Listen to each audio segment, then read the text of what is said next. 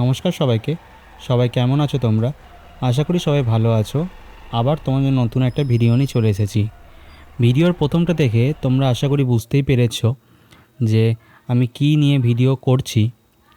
আর তাও তোমাদেরকে আমি বলে দিই, আমি করিদ্ধার রথযাত্রার প্রথম থেকে রথ সাজানো থেকে রথ কীভাবে বেরোলো সম্পূর্ণ ভিডিওটা তোমাদের সাথে শেয়ার করব।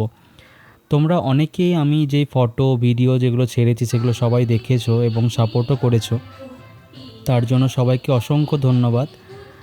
আমি তোমাদেরকে প্রথম থেকে বলি, আমি প্রথমেই রথযাত্রা নিয়ে ভিডিও করব ভেবেই রেখেছিলাম। সেই জন্য প্রথমেই আমাদের কালীপুরের এখানে রথগুলো থাকে, সেই রথগুলো যাদের বাড়ি থাকে সেখানেই আমার একটা বান্ধবী ছিল, মানে আছে, রিমন নাম তার। তাকে আমি জিজ্ঞেস করেছিলাম যে এরকম ব্যাপার যে আমি রথের একটা ভিডিও করব, তা রথের আগে কি কিছু রথের প্রিপারেশন হয়, মানে নতুন করে রং করা বা রথ ঠিক করা? ও আমাকে বলেছিল যে না রে, আমি জিজ্ঞেস করে তোকে বলবো। তারপরে আমাকে যখন বলল যে আমাদের রথ সেরকমভাবে কিছু হয় না, রথের দিনেই সকাল দিকে রথ ধোয়া হয় এবং তারপর ফুল, তারপর বিভিন্ন রকম সাজানো জিনিস দিয়ে রথগুলো সাজানো হয়। আমি ভেবে নিলাম যে বেশ ঠিক আছে, তাহলে তাই করব, রথের দিনেই ভিডিও করব। এবার সকাল সকাল চলেই গেছিলাম, আমি 10টার সময় যেতে পারিনি, আমার যেতে 11টা বেজে গেছিলো। আমি যাওয়ার পরেই দেখছিলাম যে একটা রথ সাজাচ্ছে আর আরেকটা রথ ধুয়ে রাখা হয়ে গেছিলো, সেটাও তোমাদেরকে দেখাবো।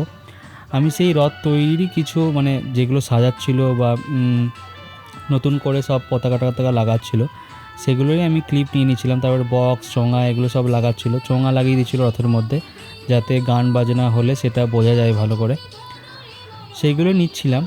আর সেখানে তো ভিডিও করেছি, ফটোও তুলেছি, ফটোগুলো তো তোমরা দেখেইছো, কিন্তু আমি ভিডিওগুলো পোস্ট করার টাইম পাইনি। কেন বলো তো? কারণ ভিডিওটা আমি করে পোস্ট করবই বা কখন? আমি গেলাম 11টার সময় এসে 11টা থেকে বাড়ি আসতে আসতে আমার 12টা সাড়ে 12টা বেজে গেছিলো। আরও কিছু কাজ ছিল সেগুলো সারতে। সেই কাজ সেরে যখন বাড়ি এলাম, তারপরেই বাড়ি এসে স্নান টান করে খেয়ে আবার তোমার 2টো-2:30টার সময় করেই, মানে তারপরে স্নান করার আগেই আমি ফটোগুলো রেডি করে ফটোগুলো পোস্ট করেছিলাম। মানে রথ প্রস্তুতির, করিদ্ধার রথ প্রস্তুতির যে ফটোগুলো আছে সেগুলো ওর মধ্যেই আমি কোনো রকম করে পোস্ট করেছিলাম।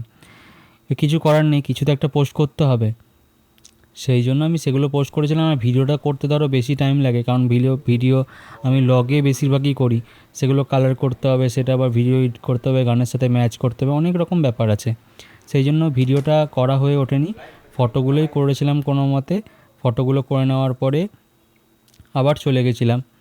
আবার আমাকে ভাইকে আমি বলেই এসেছিলাম, ওখানে আরেকটা ভাই ছিল দেবজ্যোতি, ওকে আমি বলেই এসেছিলাম যে ভাই তুই রথ রেডি হলেই কিন্তু আমাকে ফোন করবি, মানে রথ যখন সাজাবে। এবার আমাকে ও ফোন করলো, তখন কটা বাজে, ওই 3টে হবে, 3টে এরকম করে ফোন করলো যে দাদা রথ সাজাচ্ছে, তুমি যদি ফটো ভিডিও নাও তাহলে আসতে পারো। হ্যাঁ, বললাম বেশ ঠিক আছে, তাহলে চলে যাচ্ছি। নিয়ে এসে এই দাদাকে জিজ্ঞেস করলাম, দাদা বললো যে দেবজ্যোতি যার কথা বলছি সে স্নান টান গেছে, খাবার খাচ্ছে। নিয়ে আমি দেখলাম যে এই পাশের রথটাও যে বিভিন্ন রকম সেই দেখবে রিবন টিবন দিয়ে যেরকম সাজানো হয় সেরকমভাবে সাজাচ্ছিল।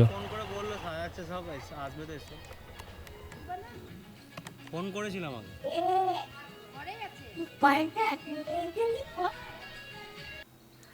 নিয়ে এরপরেই তোমার আমি সামনে যে রথটা সাজাচ্ছিল সেই রথটারই কিছু ক্লিপ নিয়ে নিলাম।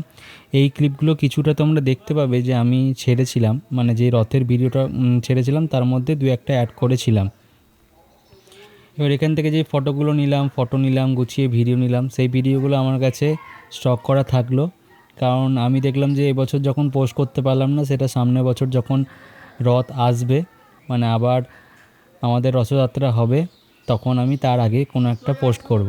মানে রেডি করেই রাখা আছে ভিডিওগুলো, শুধু এডিট করে পোস্ট করা বাকি, এইটুকু করা বাকি ছিল। এবার সেইগুলো কোনো রকম করে নিয়ে আমি রেখে দিলাম। তারপরে ওয়েট করছিলাম সেখানে। ওয়েট করার পরে যে আরেকটা রথ যেটা বললাম স্নান করে রাখা ছিল, মানে ধুয়ে রাখা ছিল, সেটাও সাজাবে।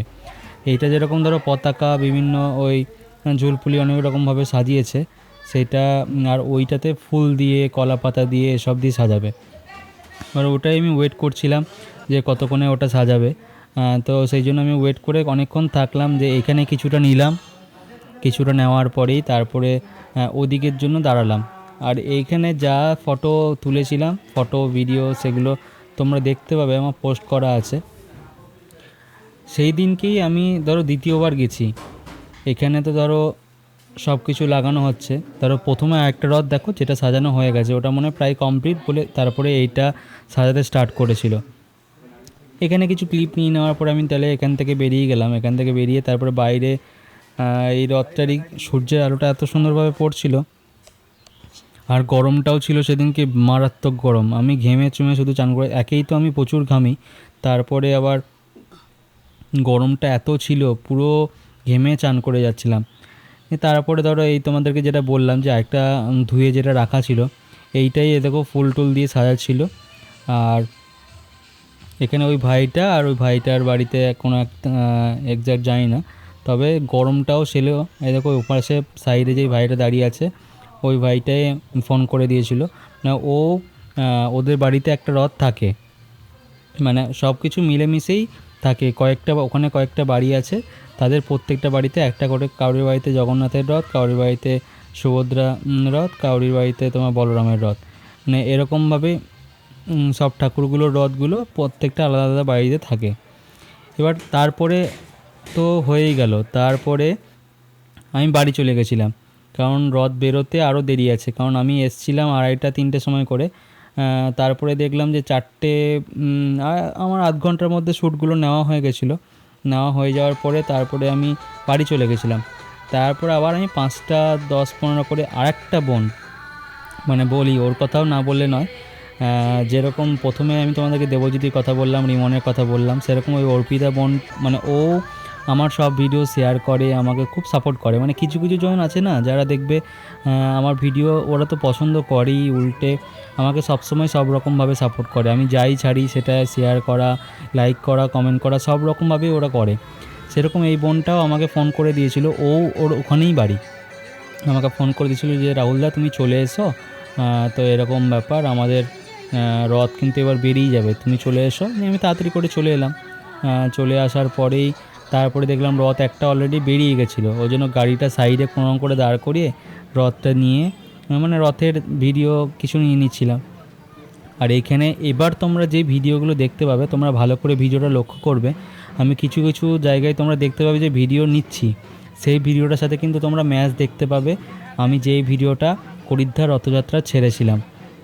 কারণ এই ভিডিওর মধ্যেই তোমরা দেখতে পাবে যে আমি কীরকম করে ভিডিওটা নিয়েছি। আর একটা ভিডিও করতে যে কতটা খাটনি হয় সেটা তোমরা এই ভিডিওটা দেখলেই বুঝতে পারবে। কারণ আমি কতক্ষণ ধরে ভিডিও করেছি, সেই সকাল থেকে একদম সন্ধে, মানে কি রাত অবধি যতটা পেরেছি ততটা করেছি।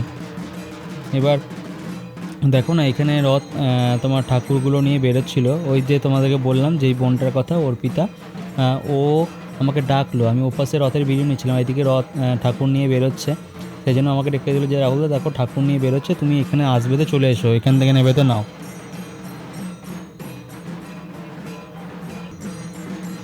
নিয়ে আমি এখানে এসে নিতে রাখলাম, ছবি ভিডিও যা নেওয়ার নিয়ে নিলাম। তোমরা ভিডিওটাও দেখেছো। আর এইদিকে ঠাকুরগুলো দাঁড়িয়ে থাকতে থাকতে ওইদিকে আবার আরও, মানে ধরো অলরেডি গোপাল ঠাকুর এসছে আর বাদবাকি সব এসছে, সেইগুলো এবার এই দিক থেকেও দেখো আরেকটা ঠাকুর আসছে, মানে সব জায়গাগুলো আলাদা আলাদাভাবে থাকে। এবার এই রথের সময়ই সবাই এক জায়গায় হয়।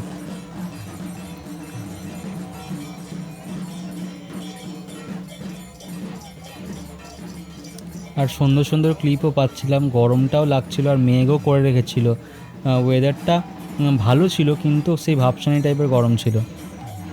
মানে কি বলবো, খুবই কষ্ট হচ্ছিল, মানে কষ্ট মানে করতে ভালো লাগছিল, কিন্তু গরমে অবস্থা খারাপ হয়ে যাচ্ছিলো। খানিক্ষণ পরেই দেখবে তোমরা যে আমি ঘেমে চুমে চান করে একবারে অবস্থা খারাপ হয়ে গেছিলো।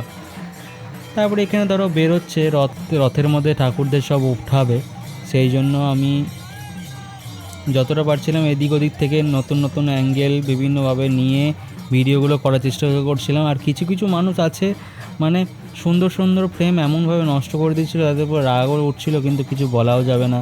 মানে যখন দেখছি যে আমি কোনো ঠাকুরের ভিডিও নিচ্ছি, হুট করে তাদের সামনে চলে আসছে। মানে মানে কি বলবো, তোমরা ভিডিওটা দেখলেই বুঝতে পারবে।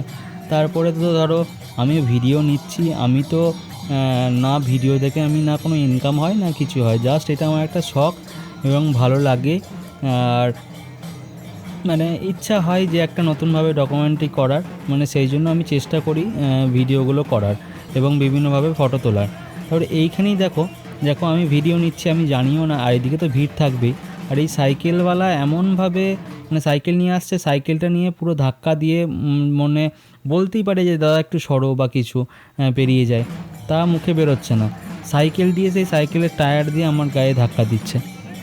আর হাতের অঙ্গভঙ্গি দেখলে মানে এমন করছে মনে হচ্ছে বিশাল অপরাধ করছি, এরকম একটা ব্যাপার।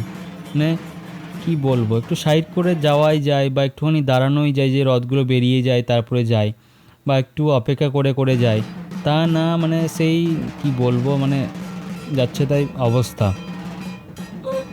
কিছু কিছু মানুষ যেরকম হেল্প করে, আবার কিছু কিছু মানুষ ডিস্টার্বও করে, যেন বিভিন্ন সুন্দর সুন্দর ফটো ভিডিও নষ্ট করে দেয়। হয় হট করে ক্যামেরার সামনে চলে আসে, সে অনেকে হয়তো না জেনে আসে, কিন্তু অনেকে ইচ্ছা করে আসে, মানে যে ছবি তুলছে ভিডিও করছে। আর ধরো আমি আর এত কষ্ট করে করার পরে সেই ভিডিওতে যদি ভিউ না হয়, তখন তা কতটা খারাপ লাগে। খারাপ তো লাগেই, উল্টে আবার এই ভিডিও যদি ধরো কেউ ডাউনলোড করে পোস্ট করে দেয়, মানে ধরো আমি পোস্ট করেছি, সে কেউ স্টোরি দিতেই পারে, আমি সবার শেয়ার করার জন্যই ভিডিওটা বানাচ্ছি, কিন্তু সেই ভিডিও যদি ধরো আমি পোস্ট করেছি, আমার ভিডিওতে ভিউ হয়নি, কিন্তু অন্য কেউ পোস্ট করে দিয়েছে, সেটাতে ভিউ হয়ে গেছে, তখন একটা খারাপ লাগে যে আমি এত কষ্ট করে করা।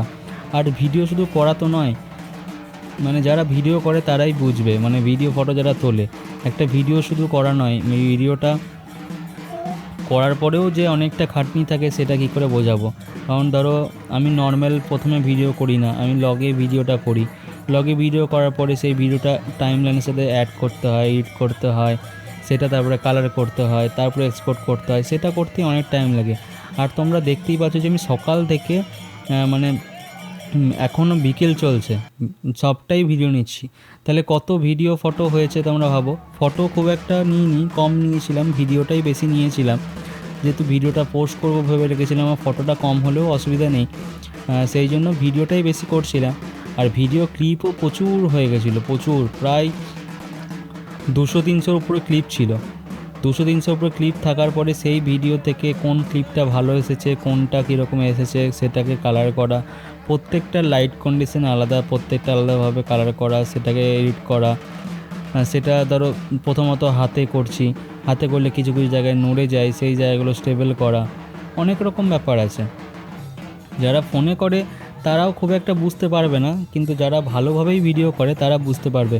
ফোনে করলেও ধরো খাটনিটা একটু কম হয়, কিন্তু ক্যামেরাতে করলে খাটনিটা একটু বেশি হয়। আমিও তো পারলে ফোনে করতে পারি, কিন্তু আমি চাই একটুখানি ভালো কোয়ালিটি দেওয়ার, যেহেতু আমার কাছে সবটাই অ্যাভেলেবেল আছে, সেই জন্য চেষ্টা করি। অ্যাভেলেবেল আছে মানে কি, সেটাকে আমি অ্যাভেলেবেল করিয়েছি অনেক কষ্টে, দিনের পর দিন খেটে খেটে খেটে খেটে একটা একটা করে জিনিস কিনেছি। আর সবাই ভাবে যে ভিডিও করছে, এই ভিডিও থেকে অনেক টাকা পাবে, অনেক কিছু হবে, সেরকম কিচ্ছু না। আমি জাস্ট এটা একটা শখে করি, এবং যাতে মানুষকে একটু ভালো মানে মানুষে একটু ভালোবাসা পাই, মানুষ দেখে যেন বলে যে না, কেউ বলে রাহুলদা তোমার ভিডিও ভালো হয়েছে, কেউ বলে রাহুল তোমার ভিডিও দেখে খুব ভালো লেগেছে, এরকম যখন কমেন্টগুলো পাই তখনই ভালো লাগে, ব্যাস ওই ভালো লাগাটাই শুধু থেকে যায়, আর কিছু থাকে না।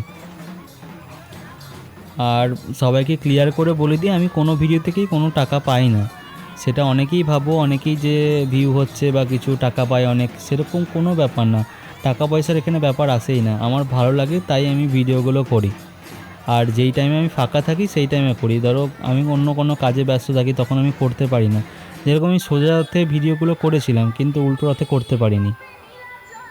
যাই হোক, অনেক কিছু বললাম, এবার তোমাদেরকে আর একটা কথা বলি, চিরশ্রী কথা।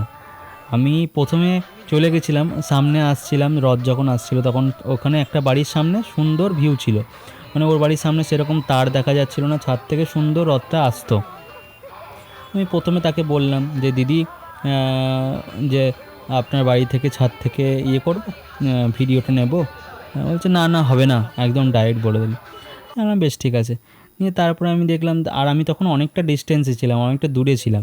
নিয়ে আমি তারপরে সামনেই চিরশ্রীদের বাড়ি ছিল, ও আমার একটা বোন। নিয়ে এবার আমি ওর বাড়ির সামনে গেলাম, চিরশ্রীকে বললাম চিরশ্রী চ তোদের ছাদে যাই, ওখান থেকে কিছু ভিডিও নেবো। বলছে হ্যাঁ চলো। নিয়ে ও আমার সাথে গেল, ভিডিও করলাম। যতক্ষণ আমি ভিডিও করলাম ততক্ষণ আমার ওই Insta360 ক্যামেরাটা ধরেছিল। মানে একটা ভিডিও করার পিছনে অনেক মানুষ অনেক হেল্প করে। সেই হেল্পগুলো ধরো তারা আমাকে ভালোবাসে এবং আমার ভিডিও করলে তাদেরও ভালো লাগে যে না একটা আমাদের ছোট জায়গা, সেখানকার একটা আমি কোনো একটা কি বলবো পুজো বা যেটাই হোক, যেটা সবাই কভার করে না, সেগুলো আমি চেষ্টা করি একটুখানি মানুষের মধ্যে তুলে ধরা। আশা করি তোমাদের ভালো লাগবে। তো ভালো লাগলে সবাই একটু লাইক কমেন্ট করো এবং শেয়ার করো আগামী দিনে যে ভিডিওগুলো আসবে সেগুলোতে। চলো বাই, সবাই ভালো থেকো।